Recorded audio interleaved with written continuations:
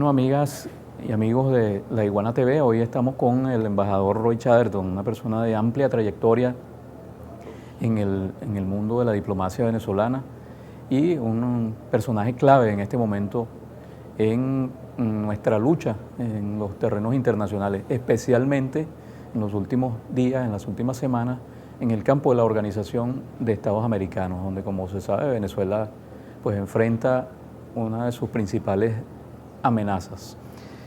Justamente sobre eso quería comenzar la conversación, embajador. Quisiera que, aunque la palabra objetividad está muy desprestigiada, quisiera que tratáramos de hacer un balance objetivo de lo que se logró y lo que no se logró en estos escenarios de la Organización de Estados Americanos.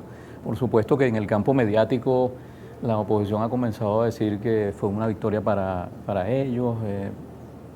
Con toda naturalidad también el gobierno venezolano lo ha asumido como una victoria, pero objetivamente hablando desde el punto de vista diplomático, ¿qué se logró allí y qué peligros hay con respecto a lo que pasó? Recordando a nuestro admirado Muhammad Ali, yo comenzaría diciendo que quizás lo que ha ocurrido fue una pelea a 15 asaltos, donde la oposición se anotó un round y el gobierno ganó por decisión unánime de los jueces el resto de los rounds.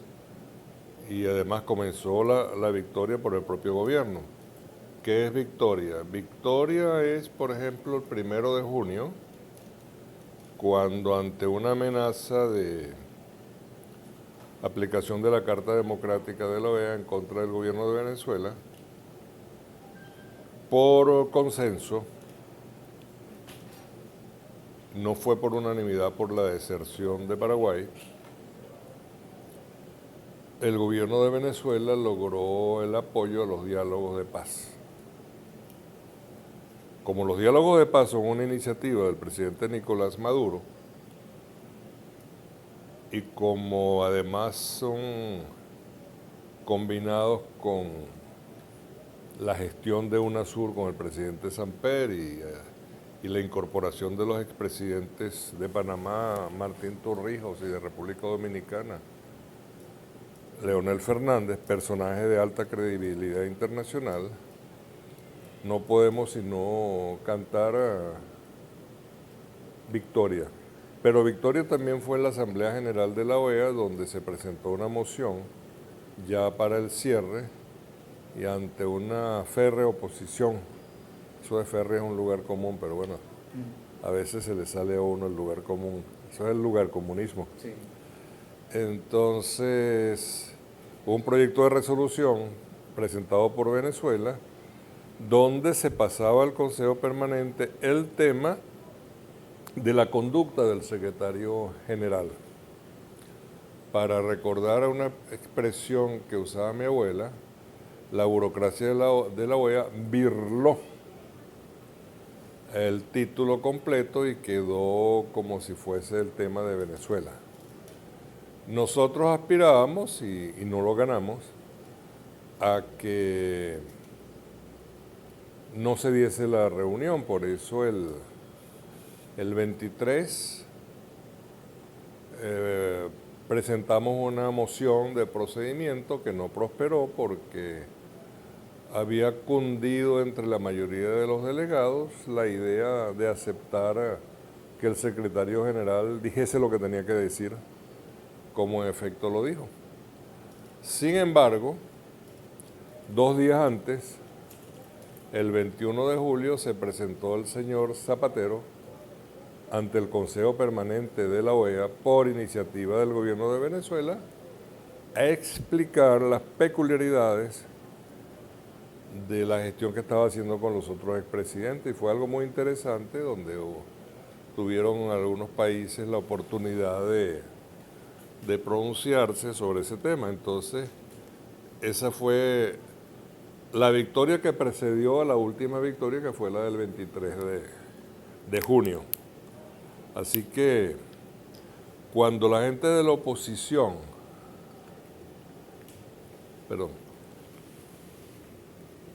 anuncia victoria, eso me hace recordar a esa gente que atraviesa los cementerios de noche, silbando en la oscuridad para darse ánimo. Entonces ellos lo dicen y para engañar a sus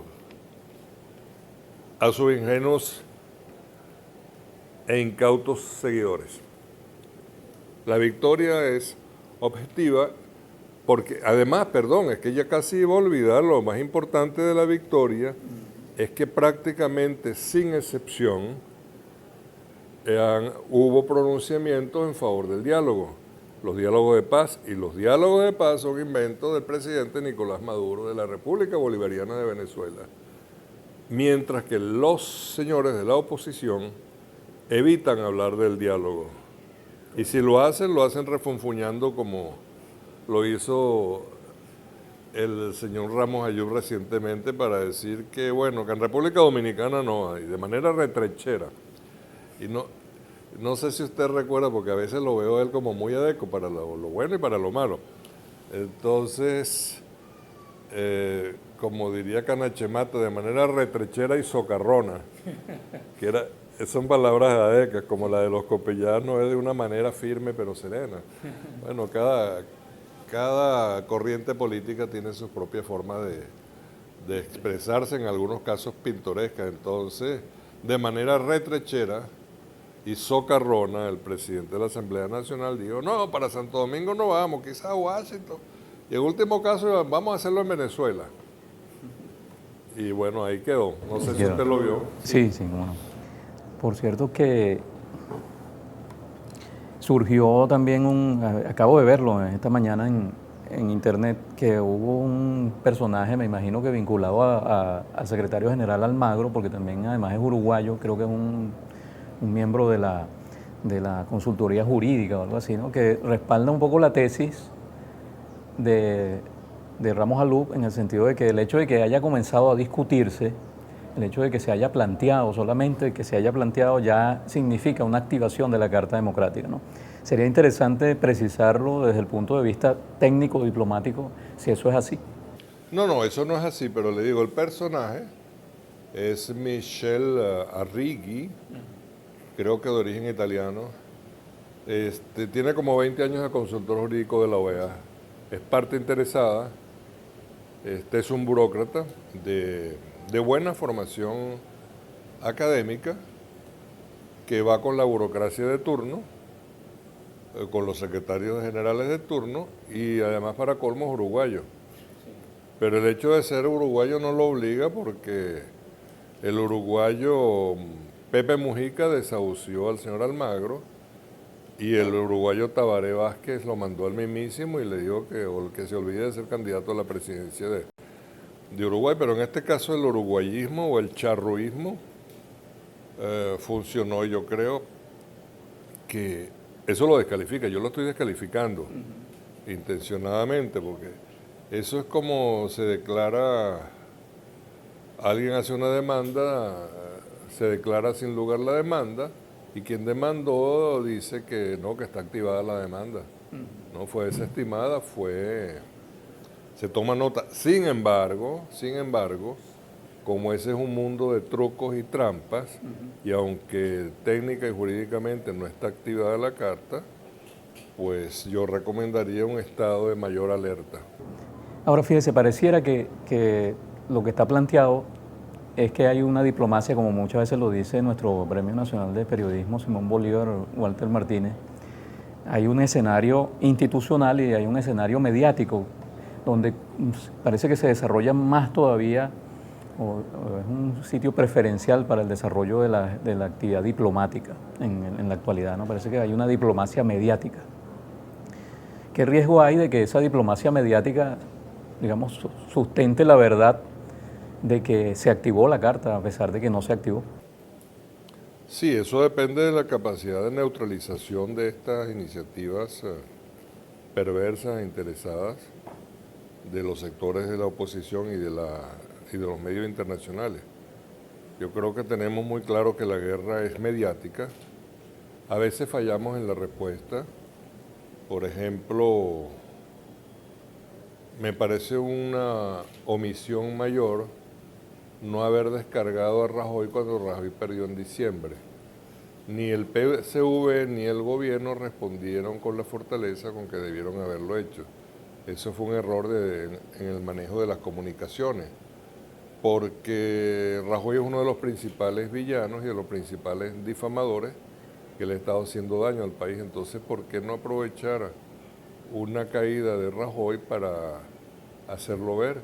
Y recientemente vi que el presidente presentó un video en televisión donde exhibían a algunos villanos, entre ellos el señor Capriles, cuando increpó a las masas para que salieran a linchar a chavistas, y sin embargo olvidaron incluir al señor Rajoy, que en ese momento estaba en el apogeo de sus ataques a Venezuela.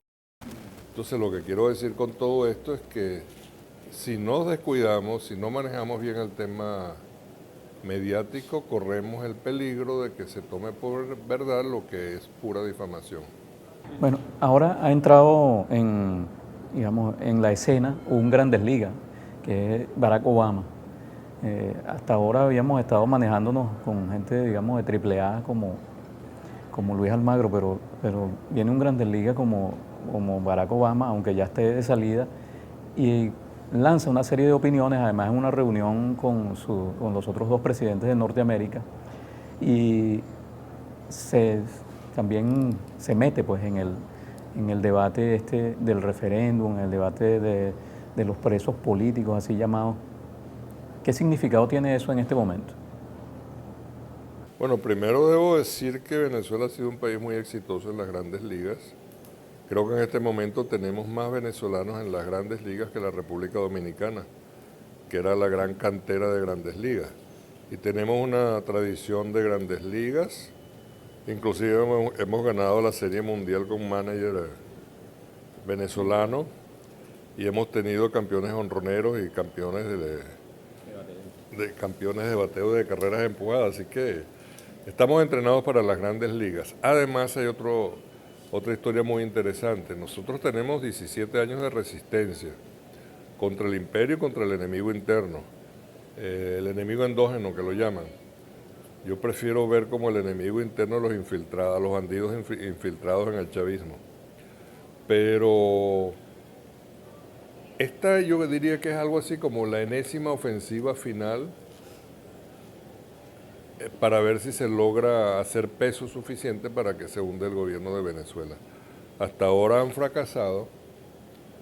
El tema, por ejemplo, del desabastecimiento es grave y ahí concurren los tres factores: el imperio, el enemigo endógeno y el enemigo propio. Sin embargo, yo me preguntaría si el sabotaje petrolero no fue más grave en su momento, porque ese sí pudo paralizar al país y sin embargo la ganamos. Así que yo confío en que estemos en capacidad de responder. Yo creo que hay que responderle a México, porque al imperio cada rato le respondemos y ya lo hicimos, pero que el presidente de México o el gobierno de México, a través de su representación en la OEA, en organismos de derechos humanos o en esta cumbre de países del norte de América,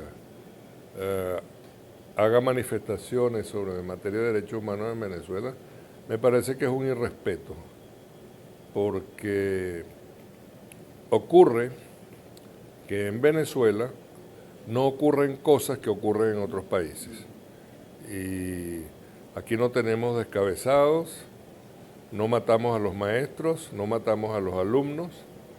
Hay problemas serios, hay problemas ahora inclusive de sicariato, todos esos son problemas graves, con una cultura de violencia importada del vecindario fundamentalmente y de otros escenarios internacionales. Pero en todo caso, el pronunciamiento de Obama, además no es la primera vez, ya nos declaró una vez y ratificó la declaración de que Venezuela es un peligro inminente para los Estados Unidos. ¿Sabes lo que es inminente? O sea, ya, hay que prepararse porque Venezuela va a materializar sus amenazas contra el imperio. Eso es un chiste y es una inmensa ridiculez. Usted conoce muy bien la Organización de Estados Americanos por dentro y conoce muy bien al personaje de Luis Almagro. O sea que desde el punto de vista, digamos, de su historia personal, podemos tener explicaciones, podemos imaginarnos qué pasó allí. Pero ¿hasta qué punto esta conducta de Luis Almagro es una tendencia? ¿Hasta qué punto puede sobrevenir en todos estos países de América Latina que han tenido gobiernos progresistas, gobiernos socialistas, gobiernos vinculados al pueblo y que de pronto están empezando a cambiar esos gobiernos? ¿Hasta qué punto pueden estos personajes como Almagro convertirse en una tendencia? Es decir, que existe una especie de almagrismo. Yo creo que el fenómeno es anterior a Almagro. Yo observo una suerte de izquierda, de vieja izquierda, atemorizada en unos casos o alborozada por la codicia en otros casos.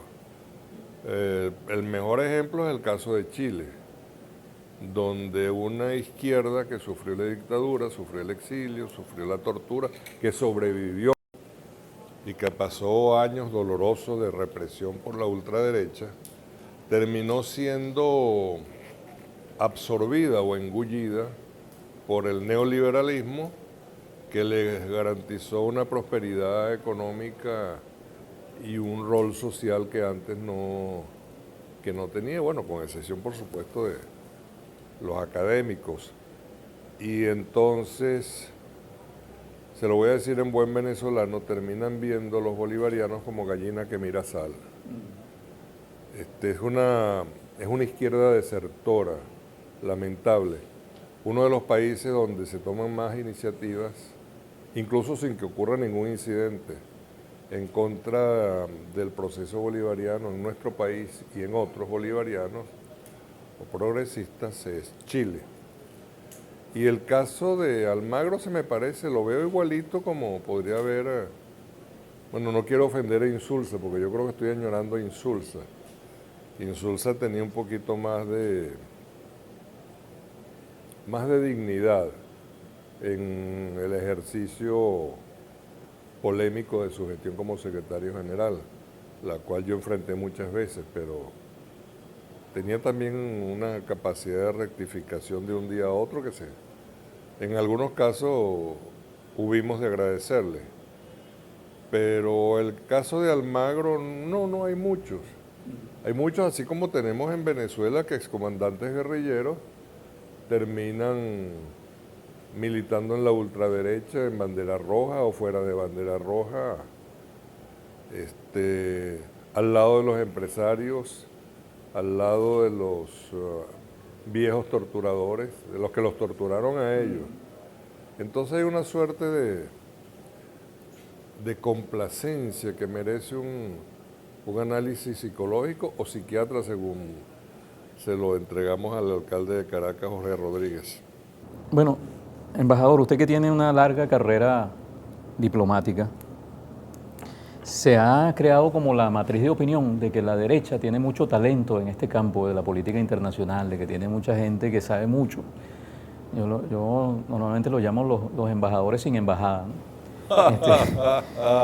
Pero la verdad es que haciendo un balance, haciendo como una especie de estadística, uno se encuentra con que un oficial del ejército como el presidente Chávez, un conductor de autobús como el presidente Maduro y una abogada laboral como Delcy Rodríguez le han estado dando pelas a estos grandes diplomáticos en sucesivos episodios de la política internacional. ¿Qué es lo que pasa? ¿Era un mito aquello de la formación de esa diplomacia de la Cuarta República? No, lo que pasa es que se parte de una visión aislada de la política internacional y se piensa que el manejo de algunos espacios académicos lo convierte a uno en un internacionalista. Recuerde que uno de los signos más bellos del mundo es la internacional. Yo creo que compite con la marsellesa en belleza, aunque no en conocimiento o en difusión. Y la internacional lo que significa es la vocación o ejemplifica la vocación internacional de los socialistas. Nosotros, más allá de de los errores que hayamos podido cometer o que cometamos de vez en cuando en esa materia, evidentemente tenemos una vocación internacional que nos hace sentir cómodos en el ámbito internacional. Creo que a veces dejamos pasar ocasiones, no sé por qué, pero así como a los corruptos y a los incompetentes uno puede decir por su Hummer los conoceréis, en el caso del chavismo yo creo que podríamos decir por sus éxitos los conoceréis, porque es impresionante, algo así como la reedición del proceso independentista de Venezuela en el siglo XIX se dio en el siglo XXI, y a partir de Venezuela creció el movimiento progresista político y social en el continente, y que de paso le aseguró al gobierno de Venezuela y al proceso bolivariano en Venezuela una suerte de anillos de protección como heredad de Hugo Chávez. Pienso en el caso de la Revolución Cubana, fue aislada prácticamente, a pesar de su inmensa influencia política, no solo continental, sino mundial. Sin embargo, no se pudo traducir en la multiplicación de procesos similares en otros países. Entonces se ejemplificó más bien en movimientos guerrilleros.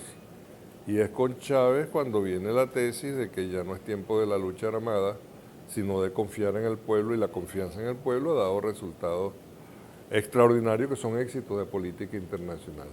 Por eso que yo creo, más allá del relumbrón con que algunos internacionalistas de la derecha pretenden encandilarnos, la verdad es que la izquierda se apunta éxitos notables. Y ahora, aparte de todo esto, pues trabajando con Cuba, que ha logrado el éxito de derrotar al imperio y obligar a la emperadora a ir a Cuba a rendirle homenaje, con la dignidad, por supuesto, preservada de ambas partes. Hablando un poco de la influencia de la revolución bolivariana en el continente, en estos últimos años, que usted tocaba ese punto en la respuesta anterior. Bueno, mire, falleció el comandante Hugo Chávez y en 3 años ha ido cambiando el balance general ideológico del continente. Sí, ¿era él la clave de todo esto? Sí, sí, pero una clave o una llave reproducida, porque si bien la derecha está como de regreso, con una concertación mayor de la que no tenían en el pasado, sin embargo la izquierda tiene capacidad para resistir, y creo que bajo la inspiración, porque Chávez sigue inspirando, independientemente de que no esté gobernando, Chávez está aquí, está allí, está allá, influyendo y ejerciendo su influencia sobre el resto del continente. Entonces, yo soy, digamos, moderadamente o equilibradamente optimista, porque todo depende de las luchas. Yo creo que hay que incrementar, multiplicar las luchas. Le doy un ejemplo. A veces hablamos, bueno, en los 50 fueron las dictaduras militares, aunque la Argentina duró más allá de los 50. Pero generalmente el fenómeno de las dictaduras militares fue 50, 60. Después vinieron las democracias burguesas en sustitución de las dictaduras militares, democracias bienvenidas y patrocinadas por los Estados Unidos para neutralizar el fenómeno cubano. Entonces, esas democracias se fueron descomponiendo, inclusive en algunas. Surgió la idea chilena de llegar al poder por la vía del voto, frustrada por la intervención imperial y en apoyo a un ejército de ultraderecha que tenía. Y mientras seguían proliferando movimientos guerrilleros en Centroamérica especialmente, pero en Centroamérica se fue evolucionando hacia diálogos y acuerdos de paz y cesó la lucha armada y se logró una suerte de, si no de reconciliación, al menos de conciliación, que ha permitido, inclusive casos como en El Salvador, donde está gobernando la izquierda con las limitaciones del caso, pero ahí está la izquierda exguerrillera, y en el caso de Colombia, que es el caso más duradero y más doloroso, bueno, están superando esa etapa, pero yo creo que si bien es como dijo el presidente Chávez, hay que confiar en el pueblo, entonces nuevas formas de lucha tienen que venir, que no puede ser la democracia, en mi opinión personal, no puede ser la democracia burguesa ni puede ser la lucha armada. A mí se me ocurre algo que hasta ahora no hemos hecho. ¿Por qué no tomar una estación de televisión, una masa, que, aunque la palabra masa no me gusta mucho, pero una multitud, digamos, que tome una televisora, después se la puede devolver a sus dueños, pero es necesario hacerle sentir a los dueños de medios que sus infames políticas significan un riesgo para ellos también, y que hay un pueblo alerta que no pide más que el procesamiento justo de la información. Y también allí es necesario, pero absolutamente necesario, y es un área donde todavía fallamos, evolucionar hacia etapas que van allá más de la información. Entonces, digamos, la información es alto nivel de desempleo en España. La formación es el desempleo es producto de la injusticia social. Y la propaganda es Rajoy saca a la gente de su casa, a las viejitas, y las tira a la calle. Pero eso no decirlo un solo día, eso hay que decirlo todos los días.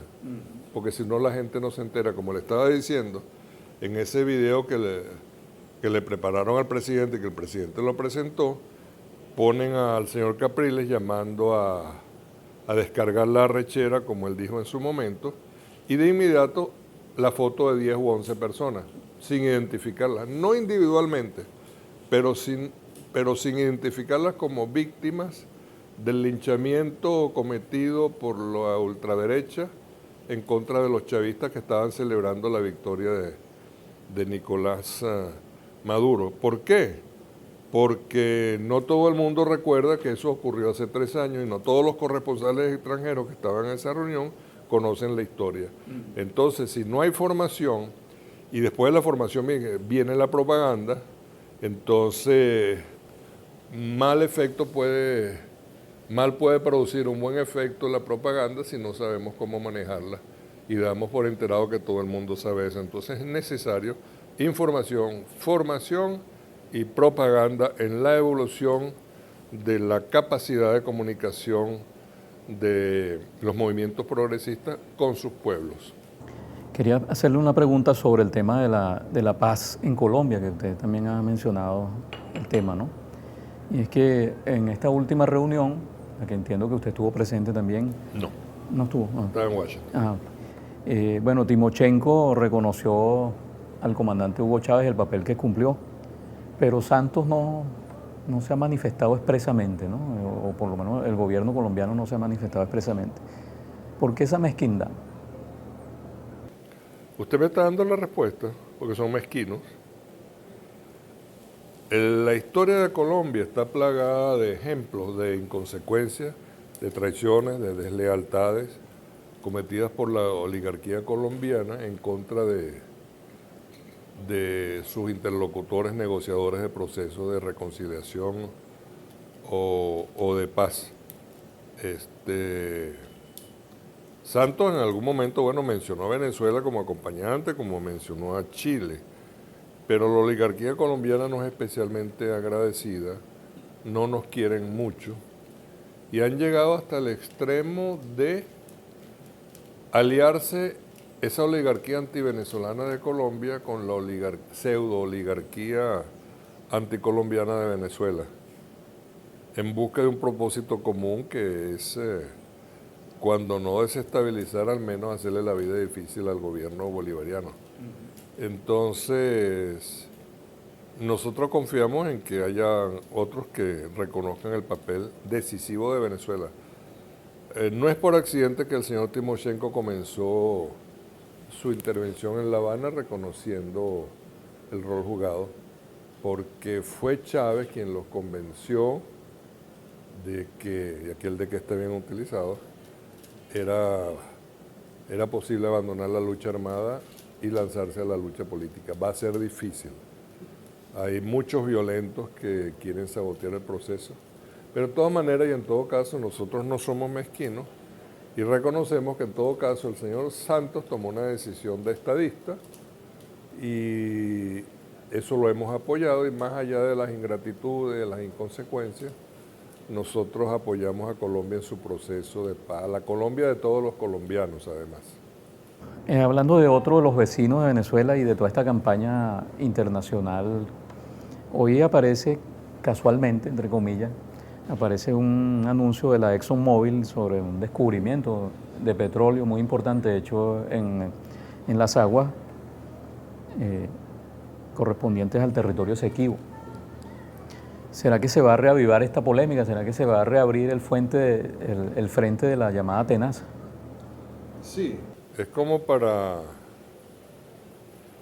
recordarnos, hacernos ver o creer que estamos rodeados. Recuerda que tenemos a la NATO al frente. La NATO no, la OTAN. Aruba, Bonaire, Curazao. ABC. Tenemos Puerto Rico cerca. Tenemos, bueno, San Martín, es un paraíso turístico, pero está ocupado por 2 miembros de la OTAN. Y Guadalupe y Martinica, parte de Montserrat. Sí, esas son realidades con las cuales nosotros tenemos que manejarnos. Yo lo que digo es que a cualquiera que abrigue intención de invadir este país, tendrá que pensarlo porque sería muy costoso. Y además Venezuela no es un peladero. Y a los opositores que ansían una invasión de Venezuela, yo les recordaría que las balas del invasor no distinguen entre socios y aliados y enemigos o adversarios.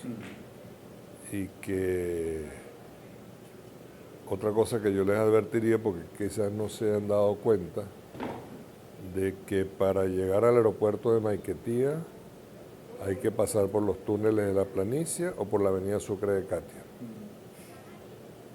Bueno, una última pregunta. ¿A usted le ha tocado en diferentes escenarios defender la revolución bolivariana, defender digamos, los logros, las conquistas, defender su política internacional? Pero ¿no le ha tocado en algún momento defender algo que con lo que usted internamente no está de acuerdo, defender lo indefendible? Es posible, mira, no me viene ahorita a la mente.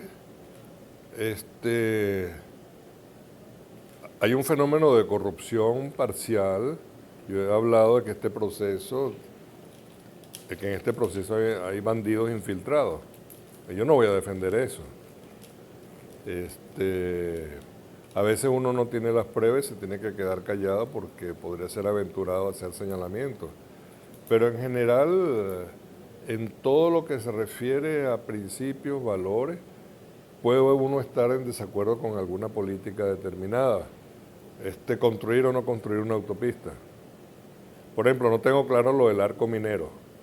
Entonces debo estudiarlo para poder tener una opinión seria. No necesariamente voy a estar de acuerdo con los que lo objetan, porque bueno, también hay buenas razones de Estado para buscar fuentes alternas de prosperidad, pero momentos especialmente incómodos, no. Y en todo caso, más allá de una vinculación burocrática, yo tengo una vocación espiritual con este proceso. Entonces, espero que a nadie se le ocurra hacer cosas que no se deben hacer.